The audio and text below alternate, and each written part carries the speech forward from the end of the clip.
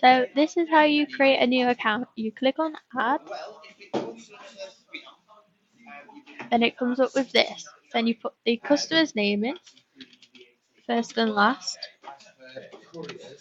You then put the postcode in, click on the little magnifying glass and it will search. So then click on their house number. Then you put their telephone number in if they want to give it to you.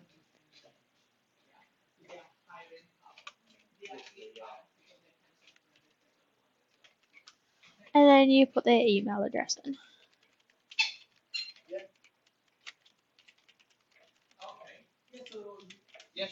Then you turn around. If the statement, information, invoice is the same, you click that and it copies it over.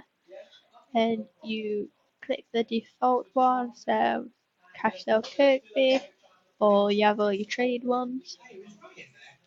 And then you ask if how they've heard about us, so if they've been before, heard from someone else, etc. Then ask it if they want to consent to marketing.